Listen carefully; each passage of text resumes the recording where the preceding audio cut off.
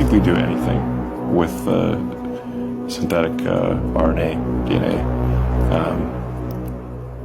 It's like a computer program. So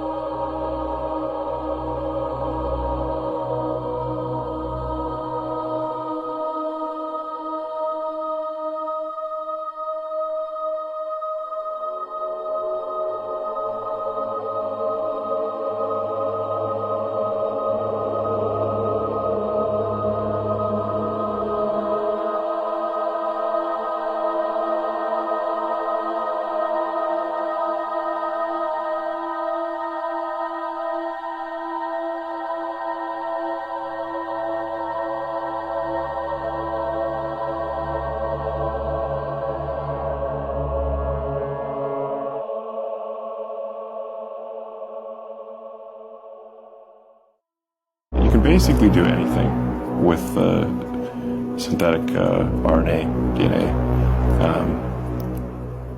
It's like a computer program. So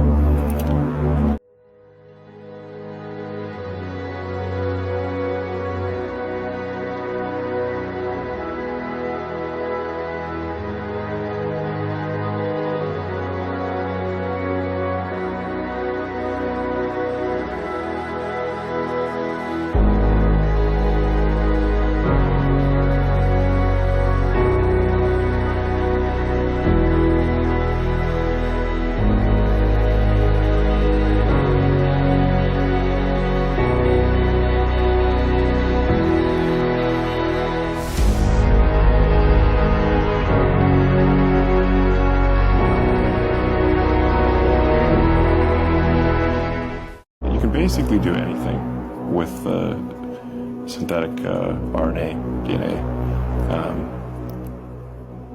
It's like a computer program. So, I think with enough, with effort. Two beautiful little Chinese girls. This is the doctor who changed the future of the human race and let the world know on YouTube. He Jiankuai stunned the scientific community with the claim he pushed the boundary no one else had. A line has been crossed that should not have been crossed. It's very disturbing. It's inappropriate. Oh, this is huge. He says he genetically edited human embryos, not just for research but for implantation, leading to the world's first births of genetically altered humans, baby girls born in China from embryos designed to be resistant to HIV. For this specific case, I feel proud, actually. The tool used by He, called CRISPR, is found in labs around the world. It gives us the precise way of cutting the gene or putting a new piece of gene in. It's often used by researchers trying to treat incurable diseases. The method itself is very easy. You can use it, everybody can use it now. Leaders in the field of gene editing have collectively agreed it's too early to implant edited embryos in humans because of the risks, the unknowns, and the ethical questions about altering humankind. We're at a hinge of human history. William Hurlbut is a leading American bioethicist who teaches at Stanford University. In the months before the news broke, Dr. He consulted with him. Every time we met together, we would talk about the seriousness of the issues and in a sort of stepwise way what you had to do to make sure that it was done right. But when I heard that there were live-born children from it, I thought, oh my gosh, he just jumped ahead. Hurlbut knew nothing of the plans to implant edited human embryos. Dr. He studied at Stanford as a postdoctoral fellow where he worked with leading researchers. Hurlbut describes him as smart but perhaps too trusting of his own wisdom. He's young, he's inexperienced, and he's from a small rural community in China. He's research has been shut down by Chinese authorities. It's also raised questions about whether there will be a rash of new regulations to stymie scientific development, or if scientists can regulate themselves. We all want to be first, right? I mean, this is where you really feel that you're making a huge difference and you're getting recognition. But I think in this particular case, the outcry from the community is so huge that I think it will slow things down. He's work has already stoked fears about the future, what it could look like, how soon it could come, whether it includes designer babies, and if a tool found in labs around the world could one day make them. Alexandra Field, CNN, Hong Kong. It's fascinating that feminism and communism and all these things happen in the 20th century. So many interesting things happen in the 20th century. So many movements, so many ideas, nuclear weapons, all of it, computers. It's just like, it seems like a lot of stuff like really quickly percolated and it's accelerating. It's still accelerating. I mean, history is just accelerating, for centuries. And the 20th century, we squeezed into it things that previously took thousands of years. And now, I mean, we are squeezing it into decades. And you very well could be one of the last historians, human historians, to have ever lived. Could be. I think, our species, Homo sapiens, I don't think will be around in a century or two. We could destroy ourselves in a nuclear war, through ecological collapse, by giving too much power to AI that goes out of our control.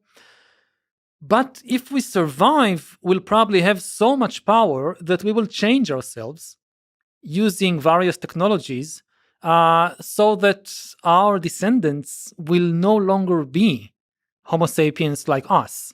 They will be more different from us than we are different from Neanderthals. So maybe they'll have historians, but it will no longer be human historians or sapiens historians like me.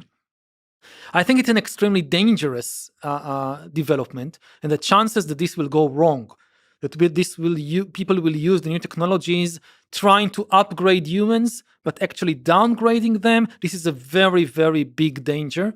If you let corporations and armies and ruthless politicians change humans using tools like AI and bioengineering, it's very likely that they will try to enhance a few human qualities that they need, like intelligence and discipline, while neglecting what are potentially more important human qualities, like compassion, like autistic sensitivity, like spirituality. If you give Putin, for instance, bioengineering and AI and brain-computer interfaces, he's likely to want to create a race of super soldiers who are much more intelligent and much more stronger and also much more disciplined and never rebel and march on Moscow against him. But he has no interest in making them more compassionate or more spiritual. So the end result could be a new type of humans, a downgraded humans, who are highly intelligent and disciplined, but have no compassion and no spiritual depth. And this is one, for me, this is, the dystopia, the apocalypse. That when people talk about the new technologies and they have this scenario of, the Terminator, robots running in the street shooting people, this is not what worries me. I think we can avoid that. What really worries me is using the corporations, armies, politicians will use the new technologies to change us in a way which will destroy our humanity or the best parts of our humanity. And one of those ways could be removing the compassion. Another way that really worries me, for me, is probably more likely is a Brave New World kind of thing that sort of removes the flaws of humans, maybe removes the diversity in humans, and makes us all kind of these dopamine-chasing creatures that just kind of maximize enjoyment in the short term, which kind of seems like a good thing, maybe in the short term, but it creates a society that doesn't think, that doesn't create, that just is sitting there enjoying itself at a more and more rapid pace, which seems like another kind of society that could be easily controlled by a centralized center of power. But the set of dystopias that we could arrive at through this, through allowing corporations to modify humans, is vast, and we should be worried about that. So it seems like humans are pretty good as we are. All the flaws, all of it together. We are better than anything that we can intentionally design at present. Yeah. Like any intentionally designed humans at the present moment is going to be much, much worse than us, because basically we don't understand ourselves. I mean, as long as we don't understand our brain, our body, our mind, it's a very, very bad idea to start manipulating a system that you don't understand deeply, and we don't understand ourselves.